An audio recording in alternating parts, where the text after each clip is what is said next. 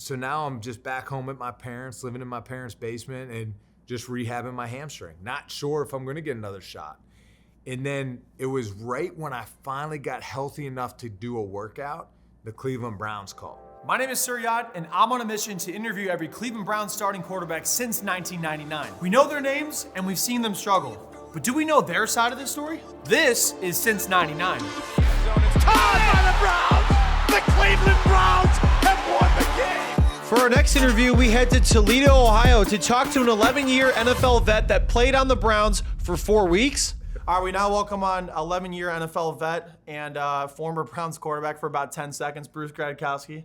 Thanks for the time, appreciate it. It was a cup of coffee. Yeah. In and out, man. It was real quick, but it helped count towards the season, so it was big. Oh, no, I mean, yeah, but you had a career everywhere else, too. So I'm excited to get your story just from the beginning on, but then also a little bit with the Browns. So just as a little icebreaker, I'm going to say, I want to say some sort of event, and I want you to tell me if it was longer or shorter than your stint with the Browns. So I only have 4 of them. So Kim Kardashian and Chris Humphrey's marriage, was your stint longer or shorter? Shorter. It was by 3 days. Wow. Not much. That was 72 days they got married. Yeah. Yeah. Dennis Rodman and Carmen Electra's marriage. Longer. Yours was longer. There was Yes. 9 days. 9 days. They got an annulment after 9 days. Andrew Bogut's career with the Cleveland Cavaliers. Mine was shorter. Yours is longer. He only played for a minute. He got Look at injured that. 60 seconds into his tenure. He tore his Achilles, I think, or Dang. ACL. Yeah, poor guy. Anyways, on a much lighter note, so you're in Toledo now. You obviously, this is your alma mater. You're volunteering here, coaching. What brought you back to Toledo from all the places you've been? Well, I graduated here 2005, 2006 was my last, 2005 was my last season here. Met my wife, and they call the shots. So, she's from this area. I'm from Pittsburgh, and anytime we go on vacation, people be like, "Oh, where are you guys from?" We got 3 little kids now, and I'm like, "Well, I'm from Pittsburgh, but we live in Toledo." And my wife's like, "They don't want to know all that." And I'm like, "But that's where I'm from. I'm from Pittsburgh." And but no, so we love Toledo. Toledo's like home. I mean, I coming here at 18, Toledo, the community has been great to me.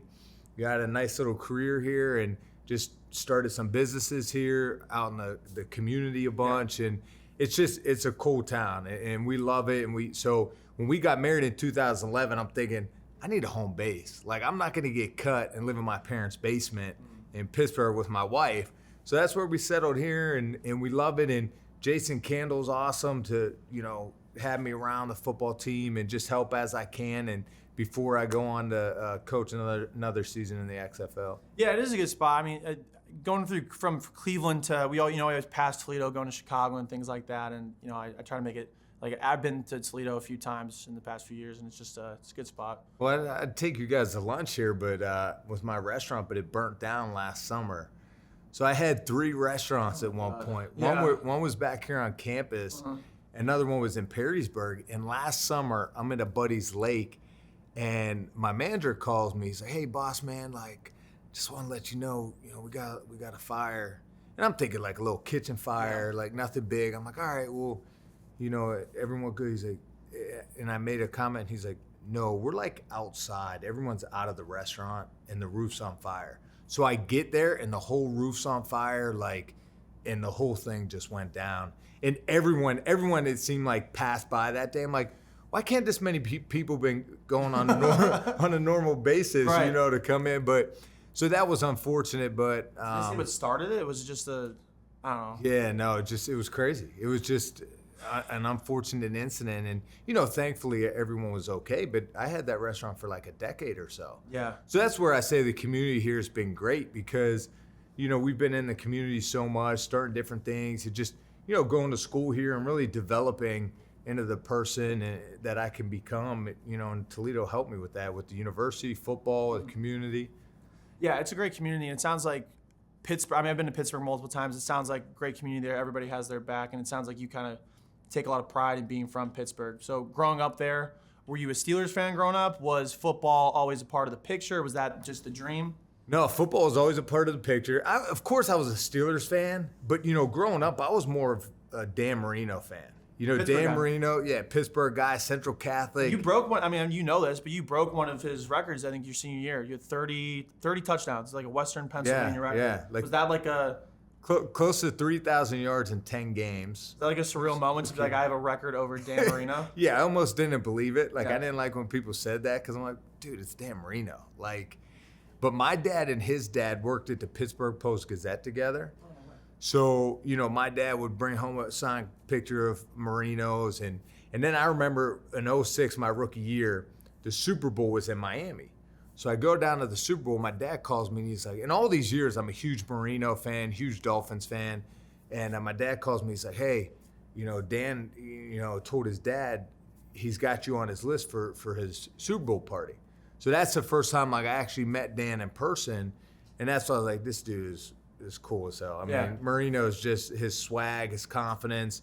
He's like, hey, man, what's up? Like, our dads work together, and that was cool. But, yeah, so growing up in Pittsburgh, I was a fan of football. Like, I loved it. So, of course, the Steelers, because how huge the Steelers are in Pittsburgh. And but I was a quarterback fan, too. So I love watching Marino play.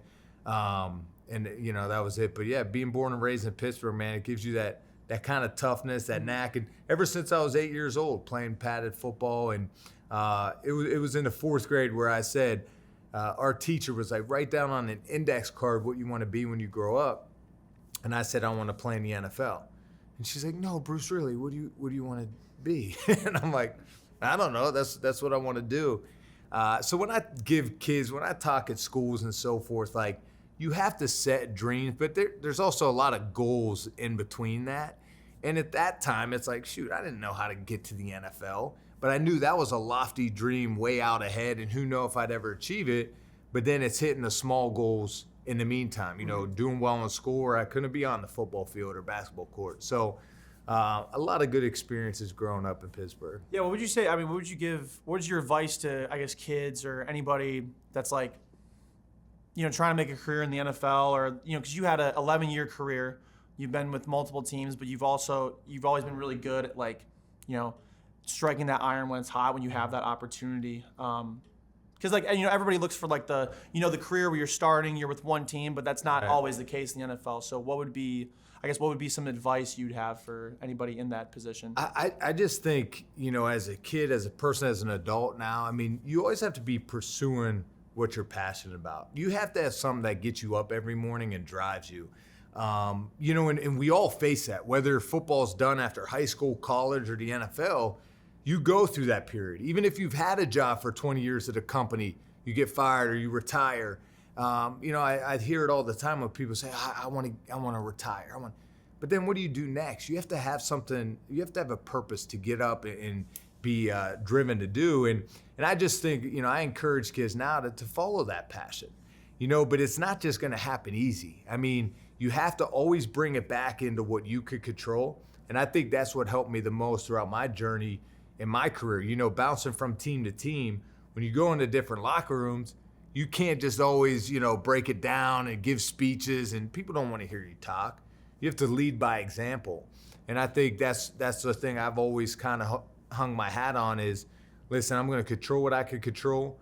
You know, I'm going to, you know, lead by example, build the trust of my guys, and be a genuine dude. And I think that's kind of what helped. That's awesome. So before we go into, like, your career here at Toledo and I guess high school before that, when you become an NFL player and you're bouncing around with all these teams, is it hard? I mean, you obviously can't. It's not like you're like pulling for the Steelers. It's not like you're pulling for the Dolphins. Is that kind of hard to lose that fandom, but then trade that for having that NFL career? Because I'm a diehard Browns fan, obviously. So if I, like, you know, in another reality, not athletic enough, but it was in the NFL, you know, it would be like, yeah, if I played for the Steelers, you'd be like, damn, like, do I have to beat them? Like, I guess I do. Like, yeah. Was that kind of hard, like, coming into the NFL? You know, no, because I think growing up, I was just such a fan of football. You know, and just even now when I watch games, it's just you want to see a good game. You know, if the Browns are playing the Steelers and the Browns are losing, I want to see something happen in that game for the Browns to come back. And they probably are losing. That's a good that's example. a good example.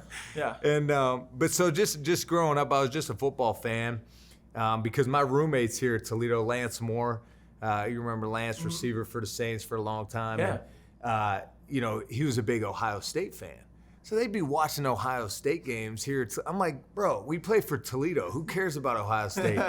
So, but I know just playing in the league, I was always big of where my boots are, where my feet were on the ground. I always bought in. So I just lived in that world, and I didn't kind of look beyond that. So I was just a fan of where I was at the moment, and just a football fan in general. All right, now it's time to thank the sponsor of today's video, Underdog Fantasy. Bruce is not here. We filmed this after the interview. Underdog Fantasy is my favorite place to play fantasy games. I got that underdog in me. They're home to the largest fantasy competition ever, Best Ball Mania 4. If you think you know football, you gotta check Underdog out. Best Ball Mania 4 is $15 million in total prizes up for grabs, with the winner taking home $3 million. Want to make your fantasy a reality like my ex-wife did? Download their app and sign up today using my code SIRYACHT to get your first deposit of up to $100 matched. That's 4 free BBM entries. So make sure you download Underdog Fantasy, use promo code SIRYACHT, and get those picks in. Thank you, Underdog Fantasy, for sponsoring this video. Now back to the episode. Bruce still isn't there, but it's gonna transition. I'm looking at him right now in the interview. I don't know if I could do that, but good for you. I mean, but I'm also not in your position, so I don't have to worry about that ever. That's a hypothetical. So coming here to college at Toledo, did you get a lot of looks out of high school, and I suppose what brought you here? Yeah, no, I didn't have any Division I offers initially, and I was looking at Delaware.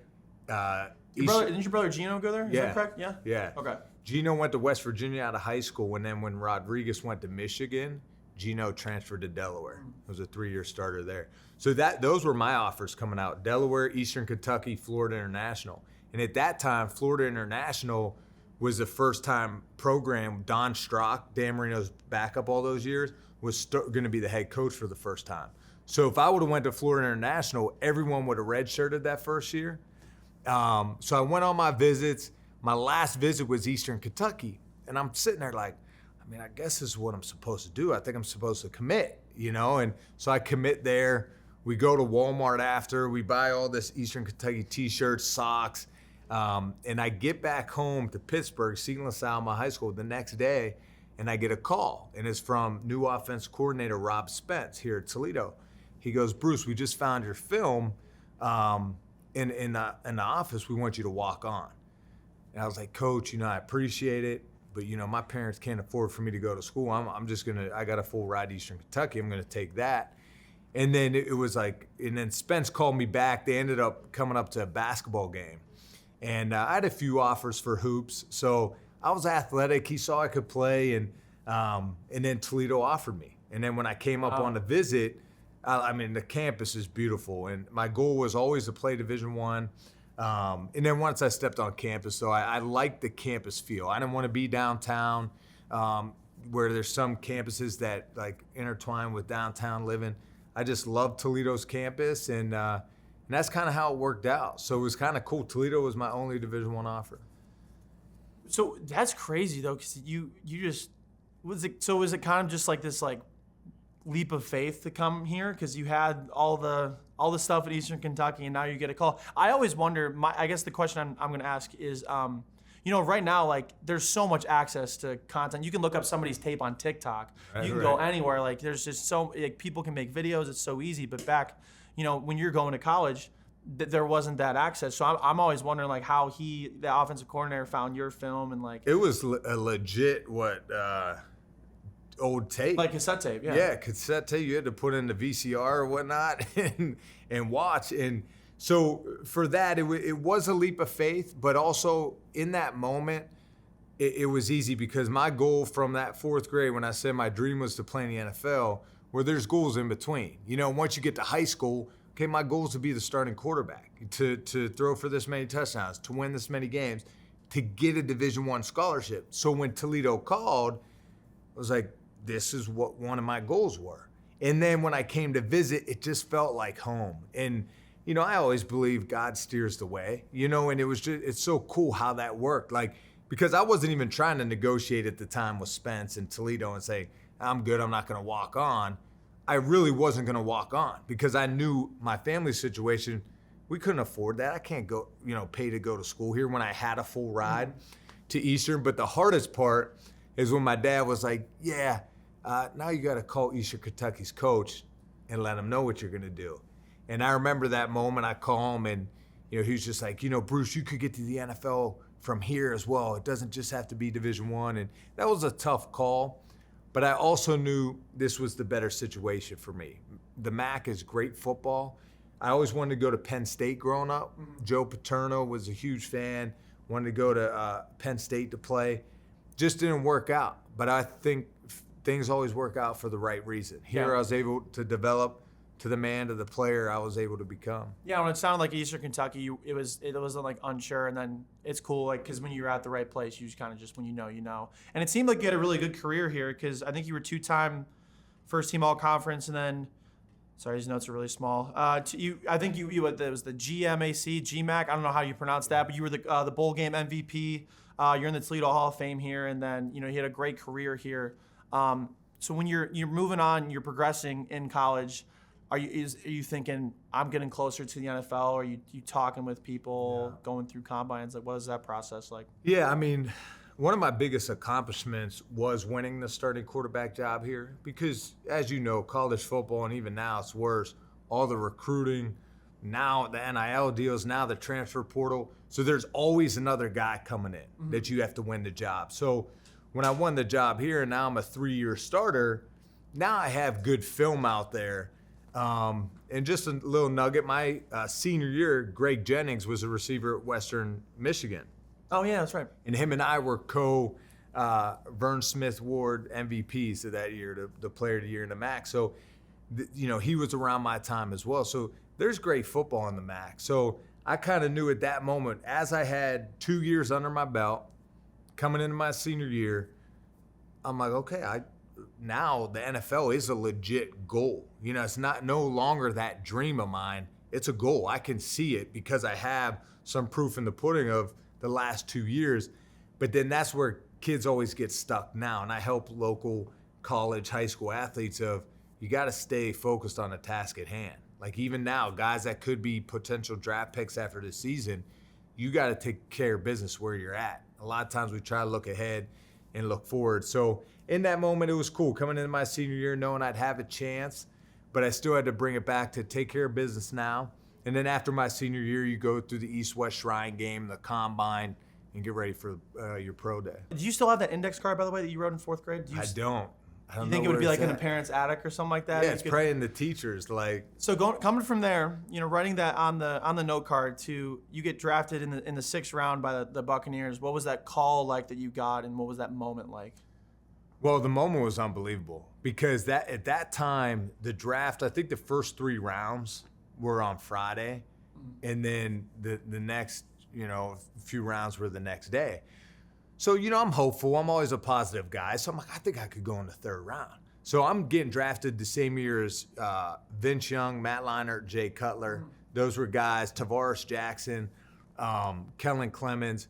So when I saw those guys start going off the board, of course, the top first round with Leinart, Vince Young, Cutler, you knew those guys were going to go. So it was that 3rd round where, like, Brody Croyle went, Charlie Whitehurst. Jesus, damn. So now I'm, you look at Mel Kiper's big board, I was like 9 or 10 on the list. I'm like, bro, I could be any minute as I see these quarterbacks go. So then the 3rd round ends, and I'm like, all right, no big deal. Hey, something could happen early in the 4th round, especially we heard from teams that could take me that had the picks early on. Well, that doesn't happen in the 4th round. 5th round comes by. Steelers take Omar Jacobs out of Bowling Green.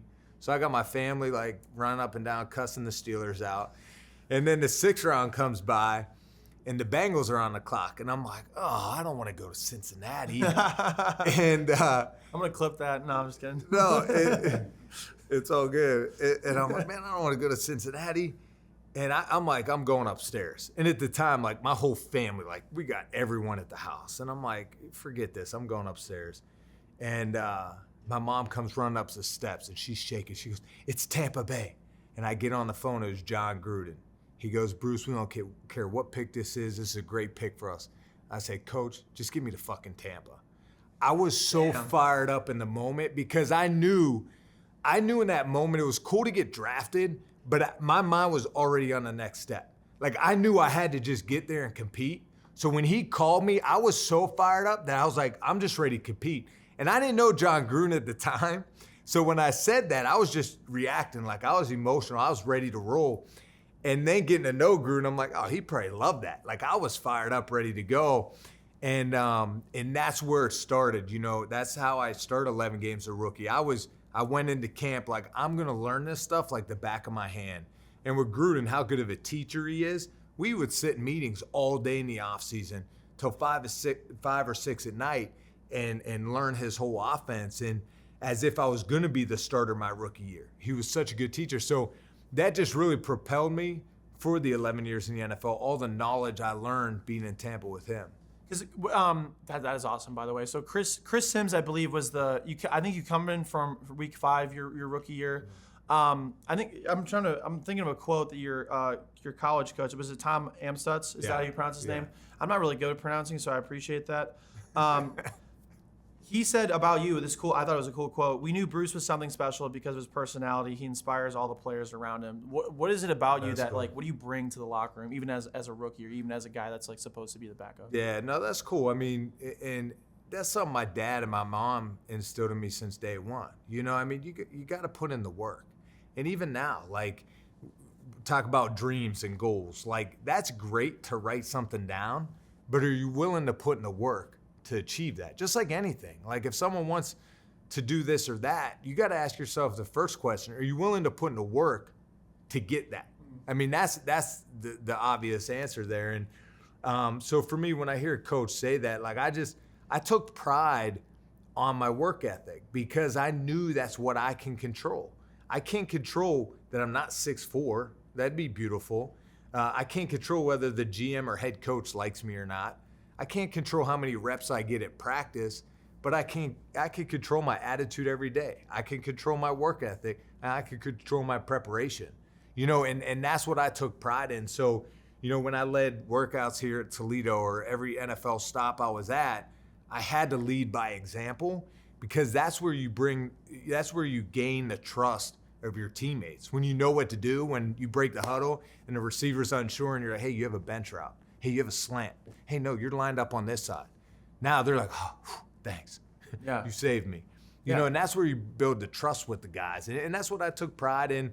So it's cool to hear that quote. Yeah, I mean, I think it's inspiring too, not just for like any player in the NFL, but like literally anybody in any situation that's uncomfortable or unknown. It's just like, you know, controlling what you can control. I mean, that's something that I think I can resonate with too, just like in any situation. Absolutely. Even in the XFL this year, like, that's what I preach to our guys. Like, we're going to control what we could control. We're going to focus on what we could control. That's our attitude, our effort, and our preparation. And it sounds cliche, but if you really think about it, like, and I'll talk to some guys here at Toledo, like after the first day of camp, there are a few receivers, heads are down. I'm like, man, this is a marathon, not a sprint. Like, you have a whole month of training camp. Like, you can't let one practice affect the next one and the next one. Hey, you got to wash that and move on to the next. So I think it's so important to continue to bring it back. Whatever you're doing in life, people are going to focus on their boss or their coworker, or this lady bugs me, or this guy, this. Do you control that? No, just do your job, do your business, and I think that'll help. Yeah, no, that's awesome. I love that. I'm going to use that. So your time in Tampa, I believe, was 2 seasons. You were with Jeff Garcia for, I think, one of them. Yeah. How was Jeff? Because we interviewed him, like I said, we talked about Tavern like a few months ago. So he's a good guy. Jeff's awesome. I used to call him Papa Bull. I was young bull, he was Papa Bull, because we just had that bull-like mentality. And, you know, to back it up, so when Chris Sims, it was unfortunate, man. We're playing the Carolina Panthers. Chris Sims is a starter, and he takes a shot, and he comes to the sideline. He's kind of talking like this, and, you know, I'm thinking it's his rib, and he's like complaining about his side or whatever, his back. I'm like, hey man, I broke a rib in college. I got that shit injected. Just get it injected and numb it. Meanwhile, it's his spleen. So I'm glad. Oh my God. I'm glad he didn't listen to me. So what happened was Sims finishes the game. Well, after he looks white as a ghost. Next thing you know, we go in the locker room. He's not in there. They had to rush him to the hospital. He ruptured his spleen in that game. So a few hours later, I'm going to dinner with my parents. They're in town for the game. And Gruden calls me. He goes, hey, man, just to give you a heads up, Sims is going to be out for a while. You're the guy going forward. And, I'm fired up, but Sims is my boy. Like, sweet. We had a really good, everywhere I've been, the quarterback room has been so good. And that's why I think you do a great job interviewing these QBs, because it is about that family, that camaraderie, helping each other out, whether you're the starter or the third string quarterback. I think a lot of people think like, you're keeping food off of my family's table. Like I don't like you because I'm competing with you. But I think as we've learned, like you said, I think it's just quite the opposite in most situations in the NFL. Absolutely, because if you've played long enough, you understand your opportunity is going to come. So you better support that guy in front of you and help him, because it's hard to win in this league. And that's kind of the mindset I've always had in that quarterback room. And so Chris Sims, good buddy of mine, unfortunately, he goes down with that injury. So I started 11 games that season. And then after that year is when they bring in Jeff Garcia. So Jeff and I hit it off, and, because our games were similar. And his work ethic, he just, good dude. He just approached the game the right way and played his ass off. And yeah, it was a cool story for him because he was in the CFL for 4 years and had that undrafted, and then he just was like, I'm just gonna keep going, like that underdog thing. We just interviewed Doug Peterson. He's, he wrote a whole book about how he the underdog story and stuff like that. So that's a really cool path to follow, I think. And I love that, because at the end of the day, and I look at guys at Toledo or any school coming out for an opportunity in the NFL, guys that I'm coaching now in the XFL, all we ask for is an opportunity as a player. If you get in that locker room, you have a chance. Because now it brings it back to, what do you control? Focus on what you could control. Are you going to outwork the next guy? Are you going to know what you're supposed to do? I see a lot of guys losing jobs, getting cut, because they just don't know where to line up. They don't know what route to run. They can't take a snap. You know what I mean? It's things that they can control. And Jeff Garcia was a great teammate there. I learned a ton from him. Chris Sims as well. Tim Rattay was another one with me in Tampa. Luke McCown. So good dudes that you learn a lot from, that help you, and when you get your opportunity to play, you try to take advantage of it. So what brought you to the Rams? Because you were with Tampa for 2 seasons. Did you sign my ass. Oh no. Was it a 4-year? Was it a 4-year contract with the Bucs? So what happened there to get you to the Rams? Yeah. So, and that's what's funny too. People see contracts 4 years, 2 years. We see big deals now, right? Yeah. Of course. What hits the wire is the big deals that look sexy, $200 million, 50 guaranteed or whatever, And but what you don't realize is when you get drafted, if you're a 5th, 6th, 7th rounder, you sign a 4-year contract. That's not guaranteed. My signing bonus was $67,000. After tax, it was $48,000. And I go, Dad, what happened to the rest of this money? He goes, meet Uncle Sam. Yeah. The government takes half. Yeah, great guy. Yeah. And But so I had a 4-year deal in Tampa, but I started 11 games as a rookie.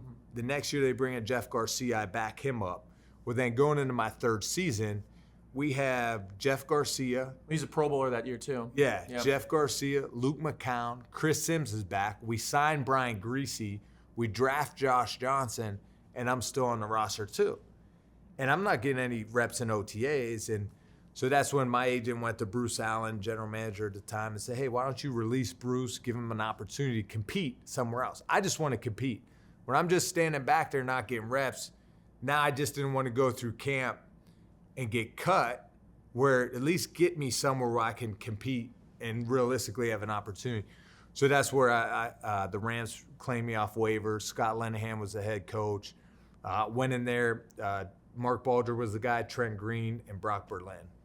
And was there for training camp. And you were just there for a short time, and I got cut as well. So that, I think you were a free agent for 4 months. Yeah. So what was that?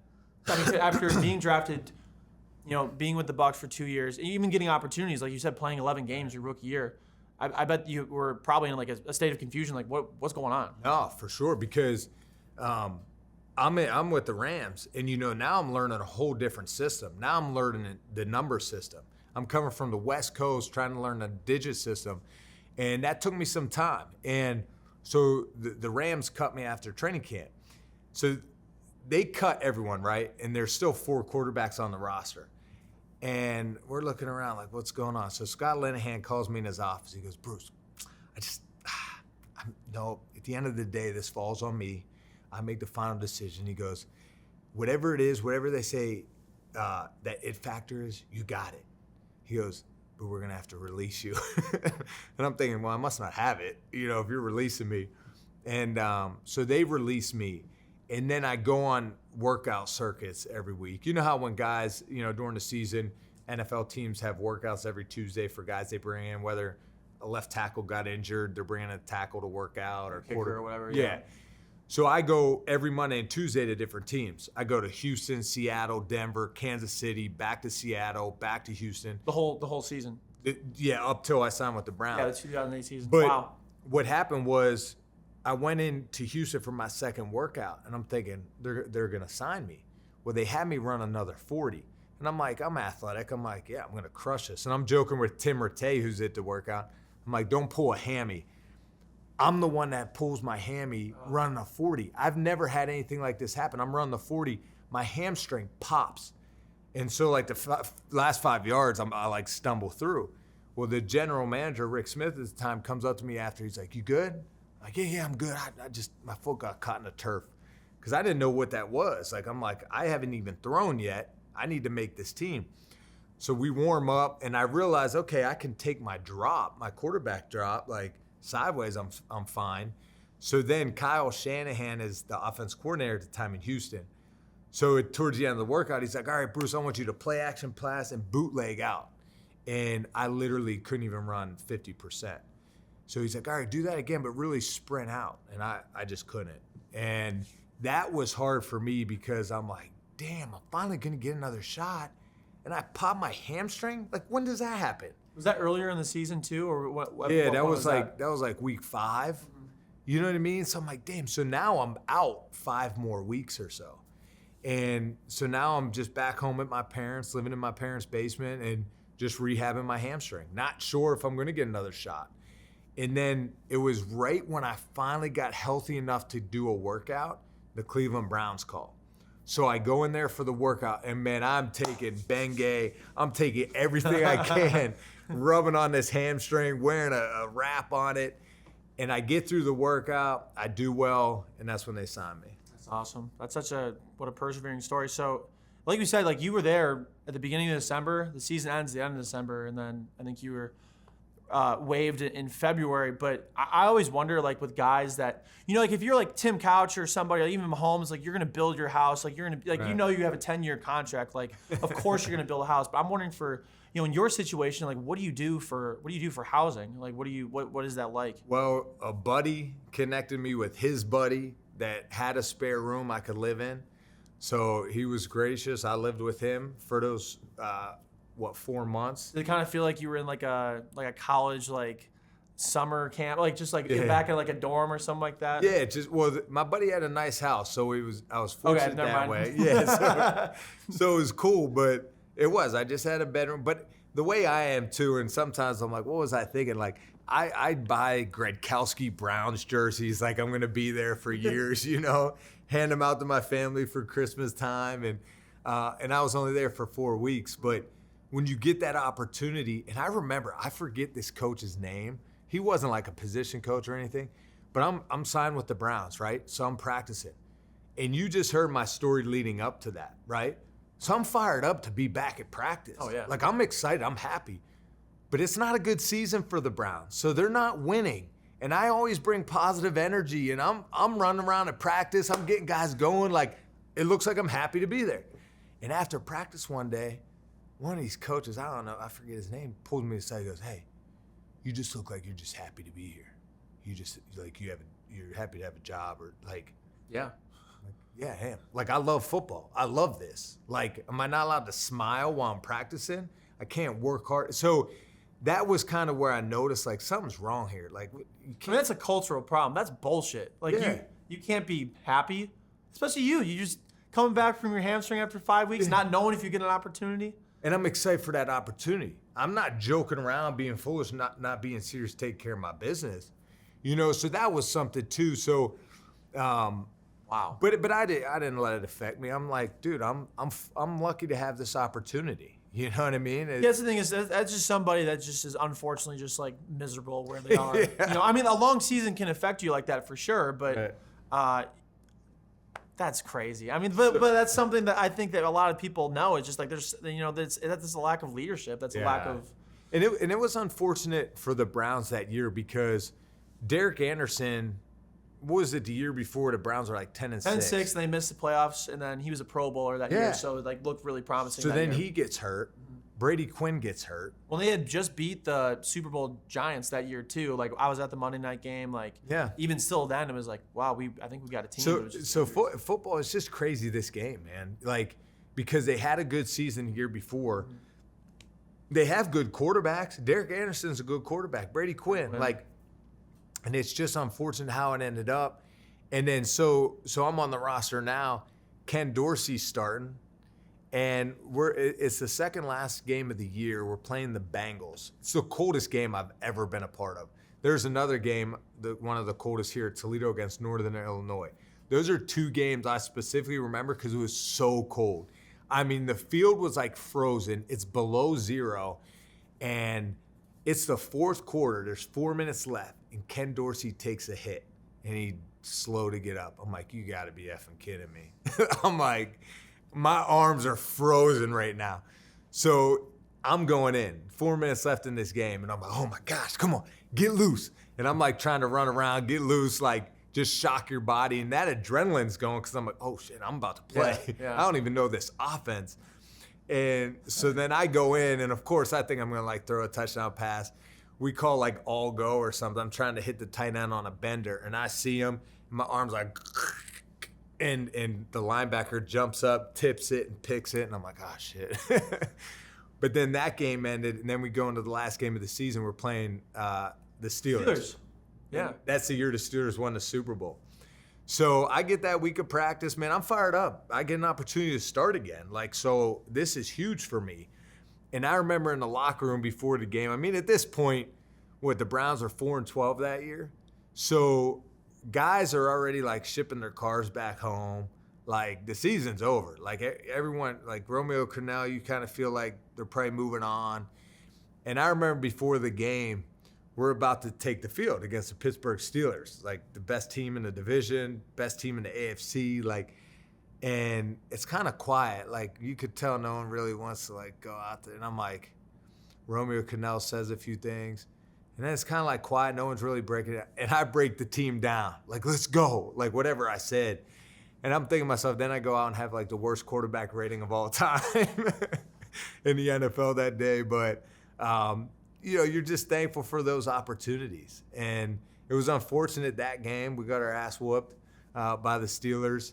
And then you go into that offseason, right? I said, like, when you signed a contract, even though I signed at the end of the year, they always sign you for a 2-year deal so they can hold your rights. And so I'm under contract with the Browns, even though Eric Mangini's the new head coach. There's a new general manager. So it's February. I'm like, I'm going back to Cleveland early. I'm going to be around. I'm working out. I'm going to learn this offense. I'm not getting injured, this and that. I had my car packed, just left my parents' house in Pittsburgh. My sister goes to Kent. I'm like, listen, I'll stay with her, but I'm back in Cleveland. I'm making this team. So I go there for my workout, have some lunch, go up, try to meet the GM. They're not around. So I'm back downstairs. I'm in the cafeteria, and someone comes down to get me. They're like, hey, Bruce, the general manager wants to talk to you. I'm like, all right, cool, because I was just up there trying to see him.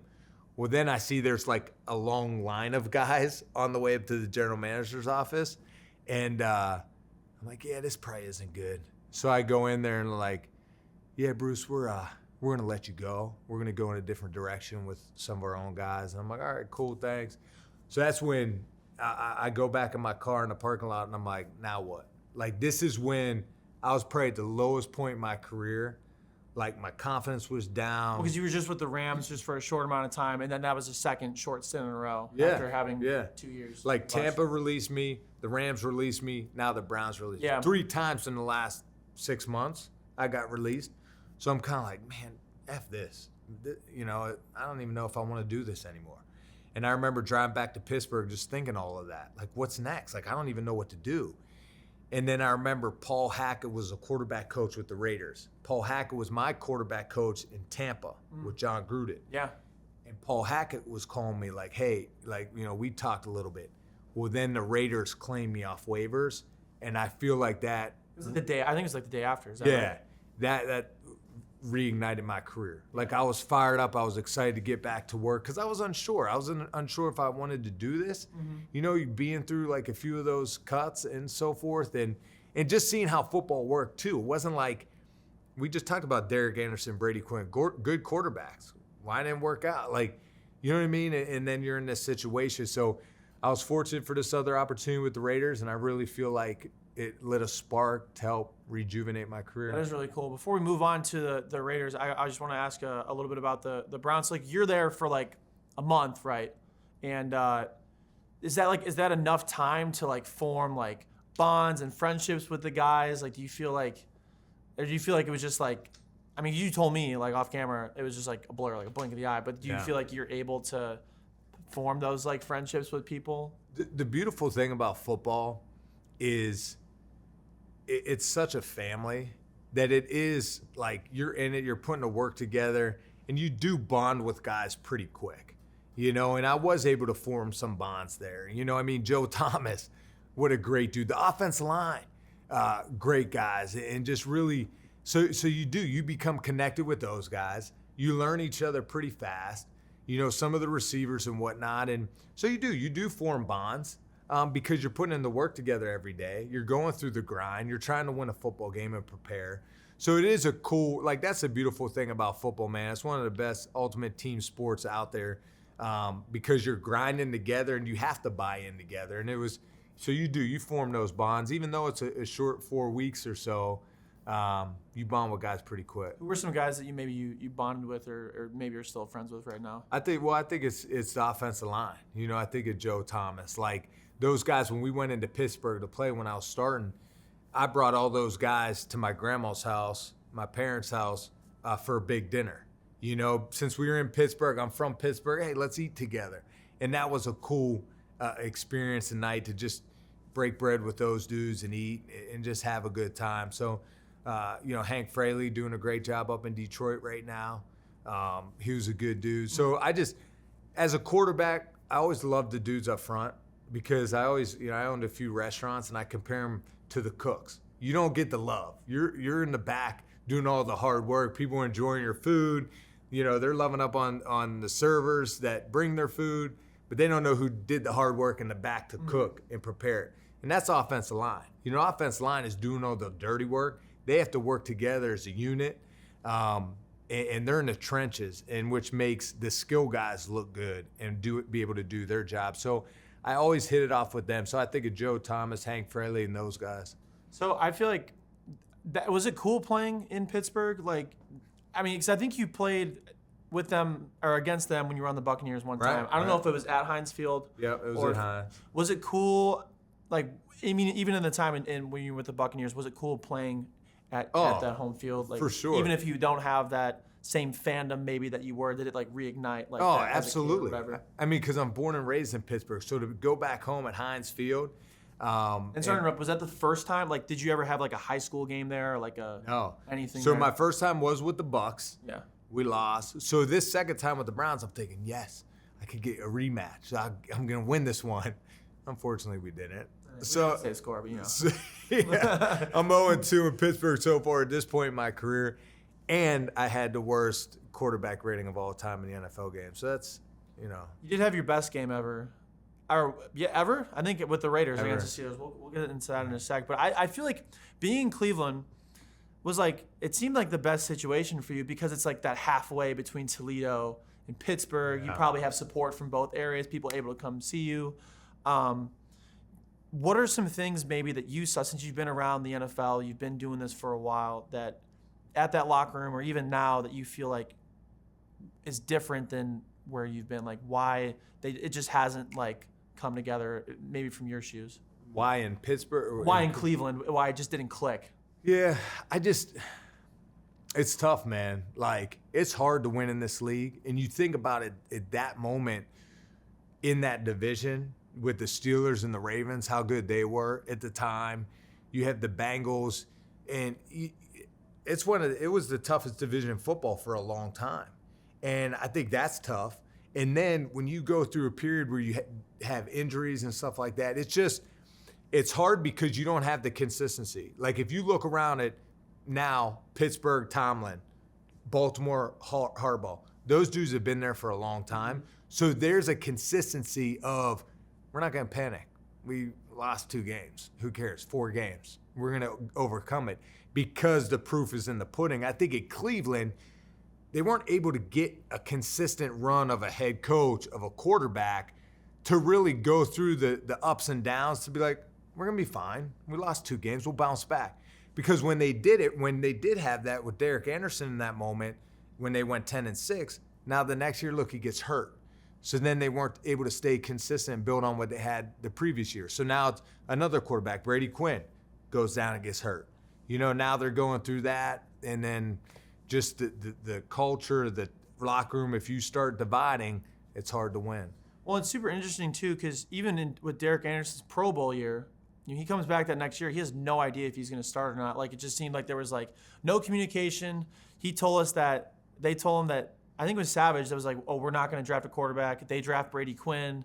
It seemed like it was like an ownership decision. There was just like, there's no communication. And it's like, if you don't have that support, it's got to be tough just to. And that's where it's at. It's the communication. It's also investing and believing in that guy behind center.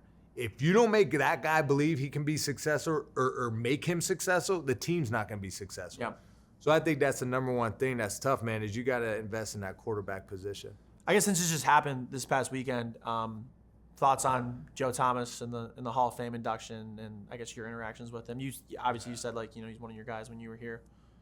Well, I mean, Joe Thomas to be, one of the best left tackles to ever play.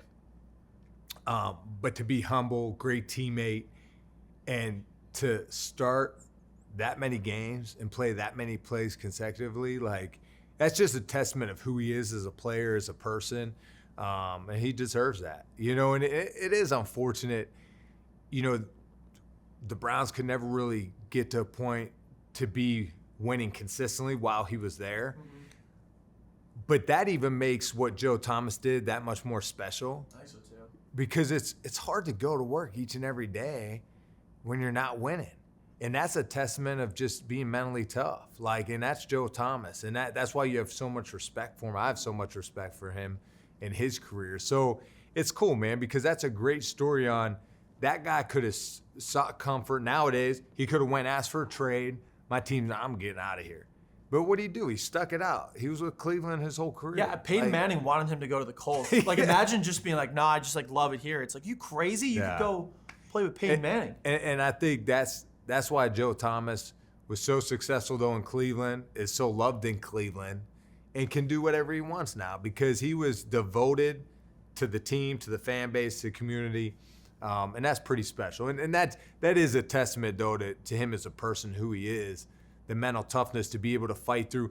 Just because he played that many consecutive snaps in a row doesn't mean he wasn't hurt or fighting through things. That's what people probably think initially is, well, he just never got hurt. That's what. No. You're always hurt during the season. It doesn't matter. I guarantee that dude had so many injuries that he had to fight through and just get to game day. The best when people were when Chris Sims was injured, I bet nobody was thinking, oh, he ruptured his spleen. Yeah, right. And even with that, Sims tried to play through it. So that's the mindset we have as players. It's it's hard to say, hey, coach, I can't go, I'm injured. And Joe Thomas is that guy that, when you look at what toughness is and being a loyal teammate, that's him. So it's cool that he had his weekend. I just don't want him to get too skinny. You know what I mean? They're pulling up pictures. I'm like, the guy looked like he got stung by a bee. I'm like, I forgot he was that big because it's been a little bit since he's been out of the league. So I love that though because he looks great. Yeah, oh yeah. My brother lost 75 pounds since he stopped playing. So these big offensive linemen, Alan Faneca, when I was in Pittsburgh, he'd come around. He lost a ton of weight. So it's good to see guys, take care of their bodies. Was it tough for your brother Gino, or do you think it's tough for offensive linemen to be I gotta go from I feel like it's just like you could eat whatever you want because your job is to be big, and now you're like I got to take care of my health. This is not a longevity. Well, I thing. think it goes both ways when you retire, right? Offensive linemen, they want to get to where the skill guys were and look good, and skill guys are like, I'm tired of being this way and eating right and running around. I'm just gonna get out of. Have you seen a picture of Tim Couch recently? What about Darrell Revis? Yeah. Tim Couch is jacked now. Like he's he's probably 250. Do you guys? He's 250. He was maybe 210 in his playing days. Like he's huge. He looks like Ray Lewis. He's a big dude too, right? Yeah. He's like 6'4". 6'4". Yeah. So you go to you go to Oakland, and I think JaMarcus Russell was there, correct? We saw a story. I think you were with Chris Collinsworth when you were with PFF. Is it true that you and I forget who the other quarterback was, but you guys had to, and Charlie Fry, another Browns guy, you had to bribe him with junior bacon cheeseburgers to watch film? Is that true? Well, I don't know if I'd say bribe. Tuesdays are quarterbacks, everyone's day off, right? If you play on Sundays, but you still go in, get your workout in, watch film, and prepare on who your upcoming opponent is. Well, JaMarcus wouldn't come into the facility, so we're like, all right, we'll take the film to his house, and we'll pick up junior bacon cheeseburgers and go in. And I remember going there, and he has this big robe on when he answered the door. And at the time, he's got this 100-inch flat screen TV in his room, which that was unheard of back in 2009. And but no, so we brought in junior bacon cheeseburgers. Maybe that helped a little bit to watch some film, but I think it's funny though too, because people ask me like, how's so and so like in the NFL? How's this guy? How's that guy? How's JaMarcus Russell? And I'm like, look, they're really not bad guys in the NFL. They're just, at times we're all young, growing, trying to develop and learn. And I think at the time, JaMarcus, he didn't know. He didn't know how to approach the game, how it was supposed to be played at that quarterback position. What does it mean to be the franchise quarterback and the leader?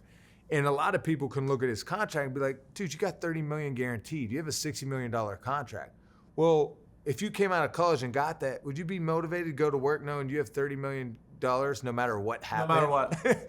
So some are just different, where there was a point in that stint with the Raiders where JaMarcus came to Charlie Fry and I and said, tell me how to do this. What should I do? And that's where it's like, listen, guys have to see you in here studying film. You have to know what to do. You have to know what everyone does. You know what I mean? You have to be the first one in here, last one to leave. They have to just, that's going to take time. It's about building that relationship, that they have to see you putting in the work and seeing you care for them to be like, cool, I trust this guy. I want to go to bat for him. And that's the stuff. And it goes back to learning the playbook and knowing what to do so you could tell other guys and help them out. And that's just the stuff. And it was just kind of probably too late when JaMarcus started grasping all that. Yeah. And it was just unfortunate, because JaMarcus ain't a bad guy. He's not there trying to do bad. You know what I mean? And that, like I said earlier, football's the ultimate team sport. You need the right team around you, the coach, the atmosphere, the culture. The culture's the most important thing. And sometimes, we give quarterbacks too much love, but we also give them too much hate at the same time too. It's the ultimate team game, and JaMarcus was just tough in that period of time. Well, it seems like, I remember him coming out of LSU being the number one pick. There was stories of him from his knees throwing a 70-yard pass down the field, all the talent in the world. And I think it maybe goes back to what you said earlier in the interview, is just yes, being young, but maybe also not controlling what you could control, focusing on the things that you can do. With all the talent in the world too. But yeah, he could sling it. That dude, he would just come out. But when you're slinging a slant, a receiver's kneecap, that's a harder ball to catch. You know what I mean? So kind of being smooth with it, throwing with the right trajectory, right in the face mask, those are things. And it's just taking care of your body too. JaMarcus is naturally a bigger guy, and he might have to be more disciplined on what he eats, how he works out, than what I would or what this guy would. We're all different, you know what I mean? But how can we get the most out of, what God's blessed us with? And he sure was talented, and that, like I said before, but that's what a quarterback room is for. When I get signed to Oakland and I'm going to Oakland, I'm all in. This is JaMarcus's team. He was the number 1 overall draft pick. What can I do to help JaMarcus and also be prepared when my time comes and for me to make the team? that's your mindset. You know the position you're in. You know what I mean? Like when I went to the Bengals, Andy Dalton just got drafted. Hey, I'm competing with Andy, but I know that eventually it's probably his team. When I go to Pittsburgh with the Steelers, I'm not competing with Ben. You know, he's a future Hall of Famer. So you just play your part and your role to try to help the team the best you can. So when you had that game, I think it was in 2009 with the Raiders, you finally get that, like, whatever, revenge against the Steelers. You have a great game. I think it's like the best game of your NFL career. Johnny, I think I have the stat line, actually. I don't know if you have it memorized. 305 yards, 3 touchdowns, 0 interceptions, 121.8 rating. You had a quote that said, "It was so exciting, can't even put into words how I feel." It's probably one of those instances where they grab you right after the game and you're like barely breathing and you're like, like, how do you feel? And you're like, I don't know. Yeah. The game just ended. Right. But how was that? Was that at Heinz Field? Yeah. What was that like going back there and leading that team to win against them? I mean, it was unbelievable because we just talked about the 2 other times I went into Heinz Field. You know, the year before I'm with the Browns and we get whooped. And now I get another opportunity. Like, I'm so thankful for that. You know, another opportunity to go in to Heinz and compete and play. And this time, I had the whole offseason with the Raiders. I had the whole season. Like, I knew the offense. It was similar to what I ran in Tampa. Like, and that's why when you look at quarterbacks around the league, when they talk about a guy had a different offense coordinator 4 years, it's a big deal. When you're changing offenses and terminology and footwork and all, it's different, right? So when I was with Oakland at the time, it was the offense I was comfortable in. I had coaches that believed in me, and then we were fortunate enough to pull that game out. You know, we had good players around us that just played hard, and it was cool because we score in the 4th quarter to take the lead. I'm like, cool, none of us have been scoring all game. This probably seals it. Then Ben goes down and scores. I'm like, shoot. Then we go down and score.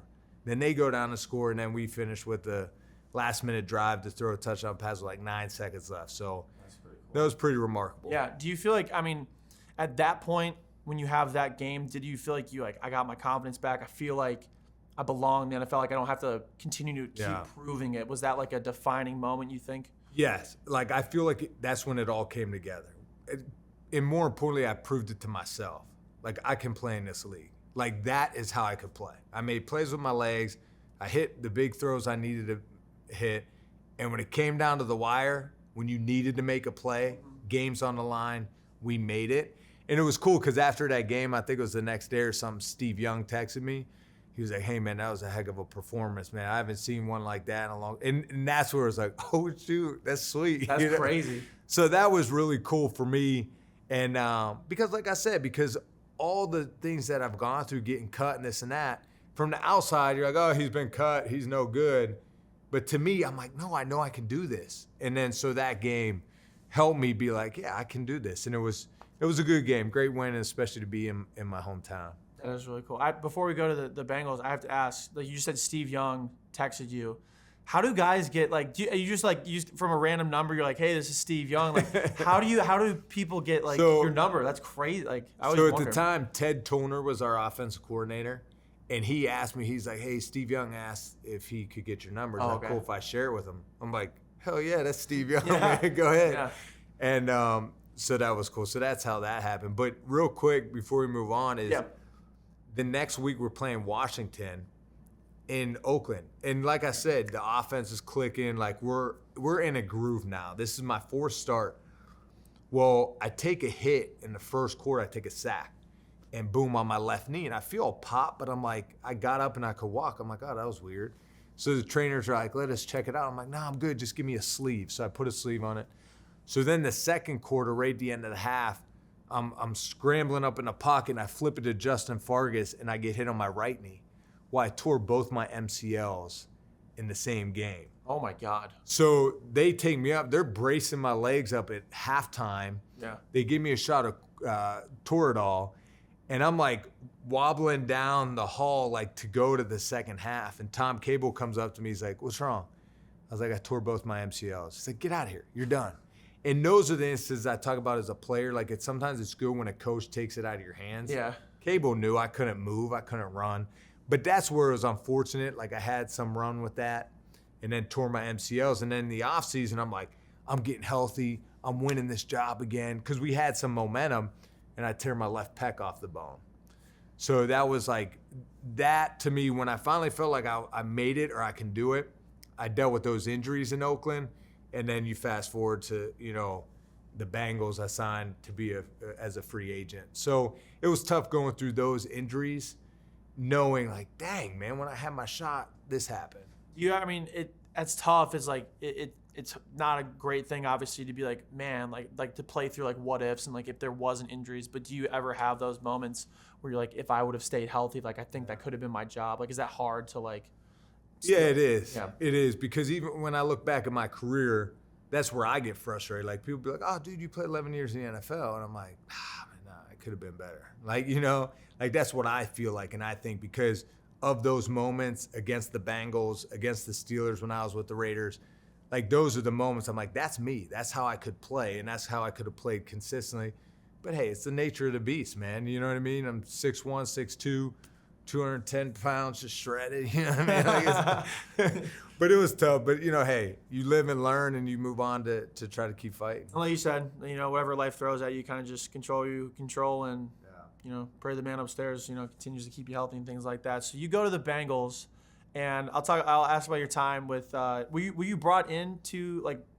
Did they tell you, hey, we're drafting Andy Dalton, like, we want to bring you in, or was it like, hey, you're gonna compete for the job? No, so it was weird because this was the lockout. So that's right, in 2011. Yeah, so the lockout. So I was a free agent, so I didn't know what was going to happen because the lockout didn't end until training camp, and so the draft happened, like all that stuff. And so they already had Dalton, but I knew Jay Gruden, and he was the offense coordinator. So they signed me, and it was kind of like nothing said, but, competing for the job. But Andy impressed me. Like, he was very smart, accurate, you know what I mean, knew what to do for a rookie. And so he grasped that offense, and he did a good job. So then I went in, and I was his backup for 2 years, and I watched how he surprised me in a sense of knowing protections, how we were picking up blitzes and so forth. He could change protections, and you don't see that. It's not common for a young rookie quarterback to be able to do that. So I believe the first game that week 1, I think it was against the Browns, he gets injured. You come in, and the best moment of that game, at least not for us, but for you, is that you guys catch the Browns in the huddle still, Yep. and that like basically seals the game. That you throw a touchdown late, they're still in the huddle. Yeah. Go ahead. Oh, was it the go-ahead touchdown at the time? You know what? That was A.J. Green's first touchdown pass, too, of his career. You threw the A.J. Green's first touchdown pass. So it was called Bonsai. So we knew the Browns were lazy defensively, trying to get lined up. So when we got in the huddle, if I said Bonsai, it meant like red right 24 all go. So Bonsai meant, boom, receivers break the huddle right now. Then we break, boom, we get to the line. The center looks left, looks right, and snaps it. And then that's based on like a read you see, like or if they're in the huddle or whatever. Yeah. So we called the play initially. So then when we broke the huddle, we go up like we're lining up normally, but we know I'm not going to say anything. It's on the center. The center is just going to get down, look left, look right, and snap it. And then I'm just picking my receivers based on what the leverage is, best matchup. And I remember no one was getting out to AJ. I was like, holy shit, snap it. And then they snap, and I just hit AJ. And, of course, I let it go like, oh, shoot, did I underthrow that? Because he was so wide open. Oh, it's like easy to overthink that, too. Yeah. And so, that was AJ's first touchdown catch. So. That's crazy. I mean, that's such a Browns way to lose a game, too. Do you feel like, when you get reads like that, or even like, let's say you have like a trick play that you're running in practice, is it hard to, like you want to run that play, or you want? Obviously the goal is to win the game, but is it hard to be like, I have this trick play, I have this like read right here that if they do it, like to just not call it until like the right moment, like to be that patient? Because I would not be. For sure. Now as an offense coordinator, it is because you want to get to it now. You're ready for it, but it's almost to be patient and know when the right time to call it is, and that worked out like perfectly when we called it. But the other cool thing of that game was, and you don't see this a lot, like as far as, you're watching the game, but it was after that, we have just a run called. It was a run to the left. And I remember you guys were bringing a will free safety blitz. Well, I checked a Spider 2 Bozo, which was Spider 2Y Banana in John Gruden's system. Yeah. So which Spider 2 is you're sliding the offensive line away from the spider too. So they're sliding left into the blitz to pick up the blitz. And then Brian Leonard bluffs the defensive end and he's in the flat. And then the tailback cuts the defensive end. So I get to that audible when they're bringing a will free safety when we had just a run called into it. And I hit Brian Leonard on an easy flat throw, but then he gains like 40 yards. It gets into field goal range. I think that we got like a field goal out of it or something. Yeah. But That's crazy. So, what was before I asked like just the general consensus of your time in Cincinnati, were you kind of bummed that you didn't play for Baltimore because then you could play for all the AFC North teams? Were you trying to get there? Like, was any part of you like, what if I went there? Well, my brother took care of that stop. That's fair. So I was like, all yeah, I'm like, he handled that place. And I always loved Harbaugh though. Like, you appreciate good coaches and good teams. Toledo guy too. Yeah. Yeah. So he's always done a great job, but I feel like I hit my stops, and I did. I enjoyed my time in Cincy. Marvin Lewis, one of my favorite coaches. Mm-hmm. I think he's always done a good job, and we stay in touch now. He's helped me on my coaching journey. Same with Gruden. And then Tomlin. I think Tomlin's one of the best coaches I've been around because you talk about a culture, environment. That's Mike Tomlin and the Steelers. It's like even, everybody's talking, last season, they're like, he's never had a losing season. They're like, it looks like this is going to be the one. And it's not. They somehow go 9-8. It's like some like voodoo magic, or he just has like some like deal with the devil or something like that. Well, Tomlin just never flinches. Like he's the same coach each and every day. I don't think he blinks either. No, Yeah. But he's the same coach every day. Like, and him and I have had talks about coaching, and he's just like, you got to be the same guy every day. Whether you're this way or that way, be that guy. And he's that for the Steelers. And I remember my first year there, we started 0-4. And it felt like we were 4-0. Like you couldn't tell the difference. And I think that's a compliment to them because I've been in different facilities. You lose a game or two, coaches now, shit is tight in the meeting rooms. You know what I mean? Like every little thing, there's something wrong. So, yeah, especially if you know that you have job security and you've proven it in the past. Like I think there's like that. There's not that worry that you're not gonna. You're like, oh, if we don't turn this thing around, like I might be gone. Like when you're, that's a crazy thing to be 0-4 and then to kind of turn that around. So what brought you to Pittsburgh from Cincinnati? What was that transition? Well, just I remember it was one off season. I was with the Bengals on a 2-year deal. Mm-hmm. Going into my second year with the Bengals, I was thrown in Michigan's pro day to a few of the receivers. My agent was representing a receiver, so I was like, I'll throw to him. And Tomlin was at that workout. So he's just telling me, hey, give him a back shoulder slant, throw him it. So I'm doing that, and we're kind of joking around too a little bit. But I think that's where he saw me in person live. And then, in 2009 when I beat the Steelers. So you just build those relationships as you go. And then like Kevin Colbert, so I've just known those guys in the Steelers just being a Pittsburgh guy. And that was really cool to end my career in Pittsburgh. I'm born and raised there. That's when we started having kids. Now we got 3 little ones, Lily, Roman, and Lincoln, 10, 8, and 6. So training Roman on this field after. Got to get him right, I think it's cool because you get so many opportunities in the NFL, and it almost seems like a storybook ending for like the NFL career to be able to play your final few seasons in Pittsburgh. I know there wasn't necessarily opportunities because Ben Roethlisberger, is the quarterback and he did so well. But I'm sure, like you said, like it's just so cool to be like, damn, I'm playing like in like where I grew up. Like my hig's school's down the street. Like it's like what a cool moment. No, for sure. And it was the right moment in my career where, like I said, we were having kids. It was different than if I got drafted out of college to go right back to Pittsburgh. It was a cool journey, and like I said too, you just the quarterback room is special, man. Like you support one another because it's hard to win in this league, and that's why I'm thankful every stop I've been. Even though I was in Cleveland for only a cup of coffee, Derek Anderson, Brady Quinn, Ken Dorsey, they were great. You know what I mean? Like, how did they help me get up to speed on the offense? They know they're hurt. How can they continue to help? Like, that's what's cool about the NFL and these quarterback rooms I've been a part of. Mm-hmm. Chris Sims goes down with a ruptured spleen. He still wants me to do well. He's trying to help me in my career. Jeff Garcia comes in. He's trying to mentor me. Brian Greasy, Luke McCown, Tim Rattay, like a lot of good dudes I've been around that I'm fortunate for that. And then you learn how to navigate that room where you know your role. Now all of a sudden I'm in Oakland. I'm supporting JaMarcus. I'm in Cincy. Andy's a young rookie. Now I'm a veteran in a sense. I can help Andy. I started 11 games a rookie. I can help Andy his rookie year. And then in Pittsburgh with Big Ben. He's a franchise quarterback. I'm not going to tell Ben what to do, but how do I support him and what he needs to be the best he can be on the field? You guys still have like a friendship, and what was that like relationship like being his backup for a few seasons? Yeah, it was great. I mean, because Ben, like, he would poke fun at how I am energetically, you know what I mean, and how I take the field and I bring that passion. So he kind of get annoyed by it, but he poke fun at like. So it was a good relationship, and I just have so much respect for him because I've never been around a quarterback that's so talented. You know what I mean? I mean, Ben's one guy that can be throwing the ball, and Antonio Brown does something different on his route, and Ben could be in mid-release and still be accurate with the throw. Like, he could change his arm angle in mid-motion to still hit the throw. You can somehow just like do a pump fake and just not throw the ball. Yeah. Like, it just looks like the ball was thrown. The camera's going this way. He still has the ball. So it's like, as a defense, I'm like, how the hell do you...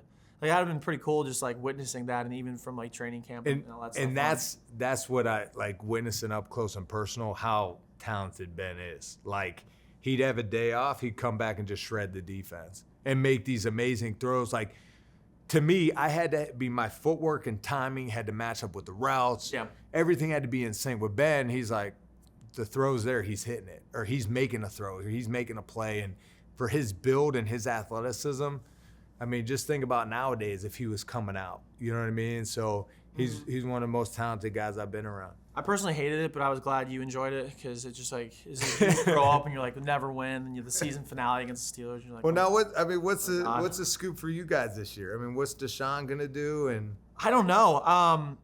There's so like I feel like they just have kept like the core guys. They have added some nice pieces. It's just like, you don't want to be like too high. You got to go through the season. It's not like just because they're good on paper. That's like a phrase like I hate. It's like PTSD. It's like, on paper they look great. It's like, you know how many times we've heard that? You know how many times we look at the schedule and we're like, oh, we'll at least take one against the Steelers, and if we win the division, it'll be easy starting off. Like last year they were like, the Browns, like the schedule's like really easy. I think they started off like 2-3. Or something, and they're like, but everybody's like writing it off like 4-0. So as I've we've done more of these interviews, and you're talking, you're learning like mindsets of quarterbacks, and it's not just the athleticism. It's like the brain up here. They're just incredibly impressive people. You got to have that, like, because obviously, like you said, fans are very just like irrational, erratic. It's just like up and down. Like, you're great. You're like, we're gonna buy you a beer, key to the city. You have a bad game, we want you traded. Like, how can we do this? I'm gonna get you off my fantasy team. So it's just, for me, I try to like, I think I've separated myself from that fandom a little bit this year, because I'm like, well, I'm like not separated from the fandom, but I'm like, I'm not just gonna say Super Bowl. Yeah. Let's take it one game at a time and see what happens. And I've always been a big fan of Stefanski. Like, I think he's a good job. I think he's consistent. You know what I mean? And what they need. Like, people drive, like, it drives, like, people love it, and then some people it drives crazy because, like, after like a blowout loss, you can't tell. Like, if you just looked at his press conference tape, you would not know if the Browns won 40-0 or lost 40-0. You would have no idea. And what was I just talking about with Tomlin and stuff? You got to stay the same. If you go into your team and you won and you're and you lost and you're like, you can't be that to your guys.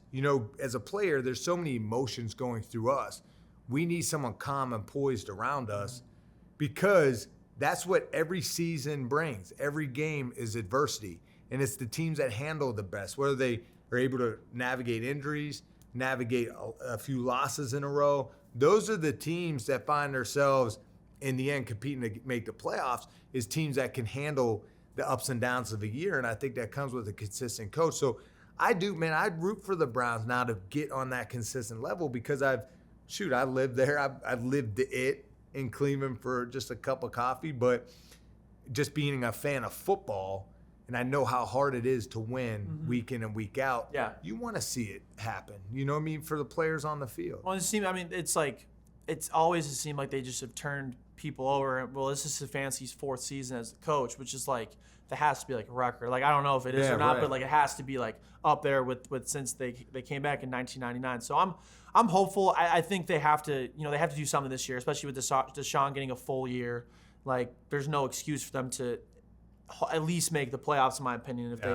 I'm just worried because like I'm like a big obviously I'm a big Browns fan. I'm a big Nick Chubb guy, and I can't see him somewhere else. I can't see him running somewhere else. And like with all this stuff with running backs and them not getting paid right now, you kind of just can see the writing on the wall where they kind of owe him. I think they owe him like $19 million next year because like it's like a backloaded contract. And guys like Saquon and Josh Jacobs are not getting paid. And Chubb's probably at the top. Him and McCaffrey probably 1 and 2 for running backs. And I mean, I just can't my goal, my dream would be for him to be MVP and then reset the whole market. Like that would be my perfect scenario because I love him and I love the Browns. Well, and I feel for running backs, man. It's just crazy. It's crazy because they grind, and usually the contracts they're making now, they're almost getting compensated for what they did in their rookie years. But now teams, they could take advantage of, okay, we wore those tires out. Let's go on to the next guy, or we have a few we can use instead of one. It's tough because as each position, you look around the league now what receivers are making. And Taysom Hill's making $40 million. I don't even know. We don't even know what he does. What is it like? What does he do? And then you have like guys like in the first round, like you're a running back, like Bijan Robinson or Jamar Gibbs. You get these like big like first round contracts, and then after that, they're like, well, we can just like go get another first round. They're not going to pay you unless you want to take this like minimum deal, which you're like.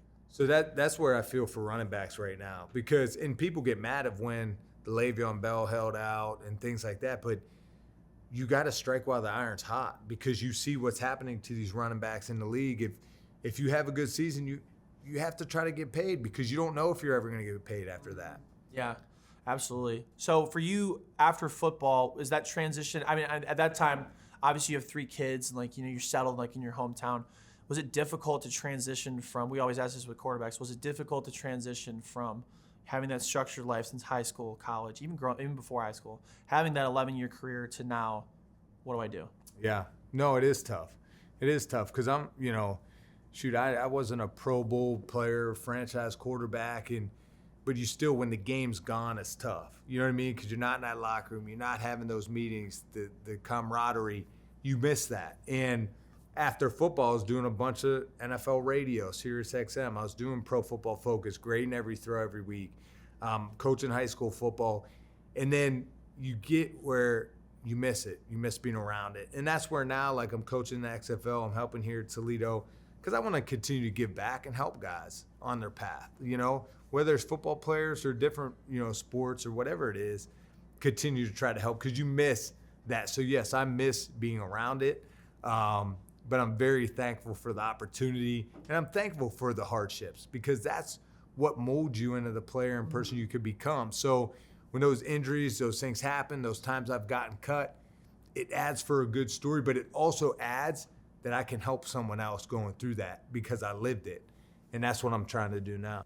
Now, will you consistently, like your podcast, does it cover the Browns every week or anything? No, it's just we put out so I do other stuff full time, and I have an agent that kind of like brings in other things. This is just like a small slither, I guess, of like what I do. Yeah. So like I said, this is just our 9th like episode. So it's just like when we can schedule. And we kind of took 2 months off after we interviewed Doug Peterson, just to kind of just like focus on some other projects and then back to this. We're good, Joey. Oh, we're good. Yeah, cool. So it's just like I don't know. It's been so fun just to like talk to people because it's like I grew up as a fan, and you see the guys on the field. You see Doug Peterson in the Super Bowl, and then one moment you're like right next to him, and you're just like, yeah, he seems like a real dude. Like he's super cool. Yeah, I read his book, and him and I read like the same like devotional book, like Jesus Calling, like every morning, every night. So I like told him that like right off the gate, and I think that like but he was super cool. It was just wild, just like even like Tim. And like just all these things. I think now like I've settled in. Like there's not as much nerve. So not that like I'm just not as nervous just because like it's not you. It's me. Like I'm not. It's been cool though. So no, for sure. Well, especially when you comfortable. get those There's guys. people, man. Like I mean, Doug Peterson won a Super Bowl. Like, but it is cool because I think quarterbacks are just, you got to be a normal dude. Like, that's how you genuinely can lead your team, because you can't be, and we have, look, us quarterbacks too, we're all high maintenance, but you can't be so high maintenance where you're not willing to put on the work that those guys are putting in.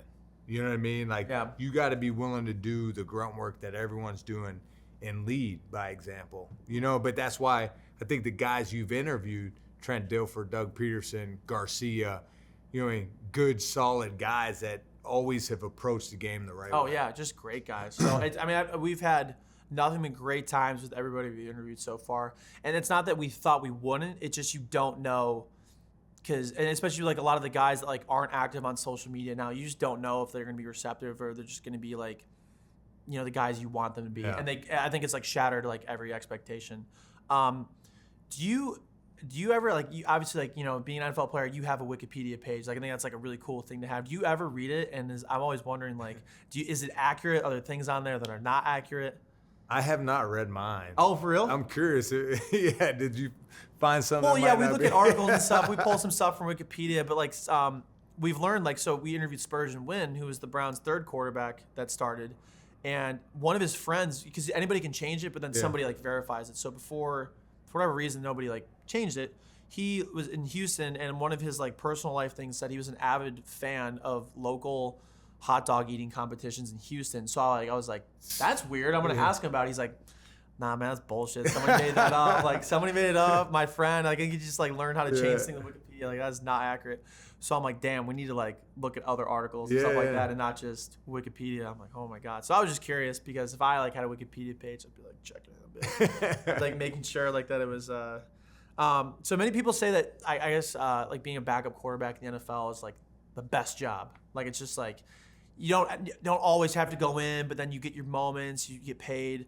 Do you feel like, what are some things, I guess, that people don't know about like the backup quarterback position that maybe it's not as like, because people just think it's just like you just go and you show up, you have a clipboard, and that's it. Right, and I know that's not the case. Well, I think being a backup, all your reps are mental reps. Like, you're not getting reps of your offense during the week. So if backups have to play in that game during the week, they didn't practice what they were installing or what the game plan was. So you always have to be rehearsing it and playing it through the quarterback's eyes, the starter. I think the other thing is being the backup, though, the not knowing can sometimes be annoying. You know what I mean? Am I going to play? Am I not going to play? I'd rather be the guy going into the game with the preparation, knowing it, let's go. But now when you're not knowing, am I going to play, am I not? I mean, there's been games where I got a whole mouthful of sunflower seeds, a Gatorade, hat on backwards, I'm chilling.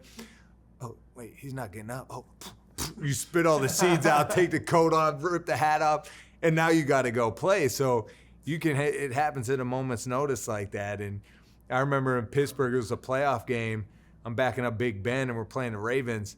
And it's like January, so it's a beautiful night, though. But I got sweatpants over my pads. Like, I learned as I got older, I'm like, dude, I need to stay warm. Yeah. Like, if I have to play, like, I got to be ready. Yeah.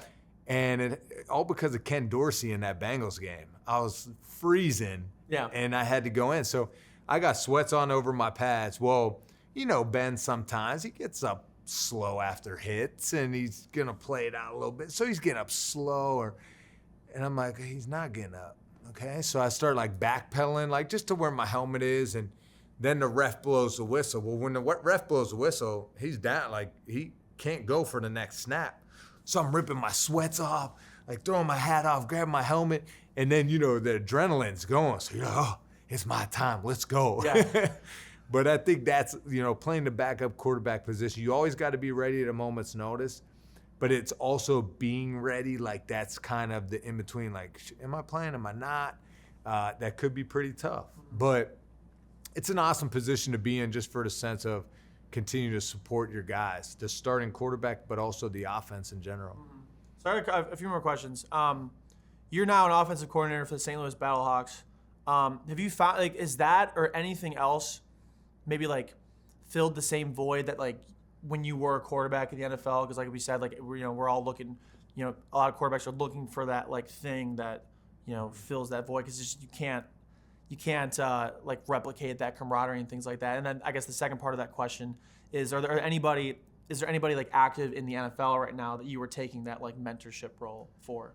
So I think coaching does kind of fill that void a little bit. You know what I mean? Because now, you know, you're helping guys prepare and get ready. But just like I'm learning with my 8-year-old and 6-year-old boy, Lily's our 10-year-old, but the two boys, like teaching them how to throw. Sometimes I'm like, I don't know. I mean, I just know how to throw. Like, I know how to do this. Mm-hmm.